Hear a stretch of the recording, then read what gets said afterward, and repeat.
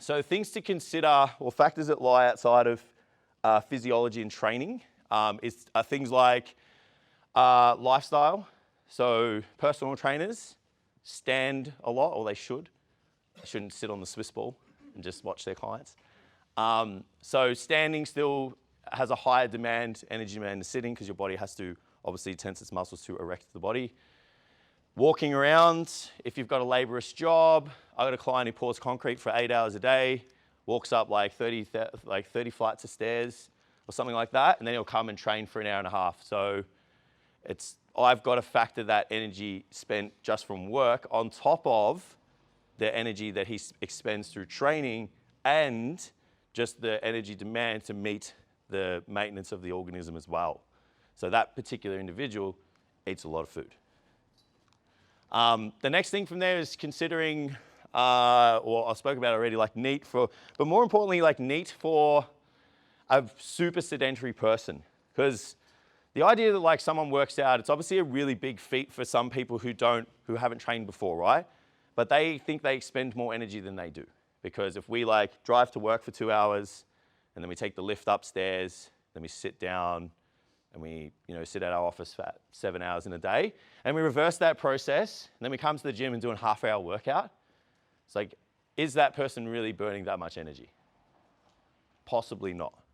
So we need to take that into consideration as well, because if we don't get the energy in and the energy out right, and that particular client has a goal and it's based off their body composition, then we could just be missing the mark just from like the day-to-day movement and activity that person does that we didn't have an idea about. So it's important as coaches to screen your clients, and it's like, what are the physical demands of your job?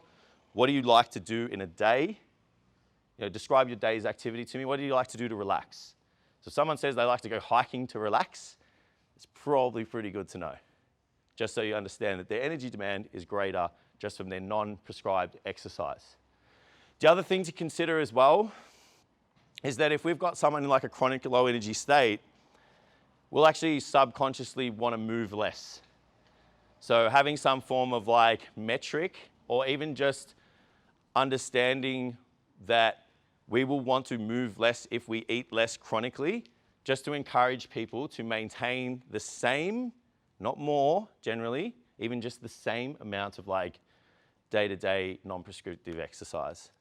So if all of a sudden someone's taking the lift when they normally take the stairs, it's just really good to let them know that like, yeah, that's your body's way of like combating a low energy state. It's trying to just like neutralize it. And that can be sometimes some of the reasons why we don't get the results we're after a period of time of being in a deficit of energy. I'm waffling now, so I'm going to keep going with the slides. So it's important to know that this is an initial hypothesis, right? So I've said this before. It's like I've hypothetically put together all of this data and suggested that James burns X amount of energy. So the only way I'm going to know if that works is if I implement it and I have the necessary things involved, in play, to review the process. Okay, so if someone starts out with something and they put on weight, it's like, yeah, we fucked it up, like whatever. Like now we know, let's just put it back and let's make some adjustments and we'll fix it. Based off the information, it's deemed logical. I'm waffling again. So tracking, et cetera, is important.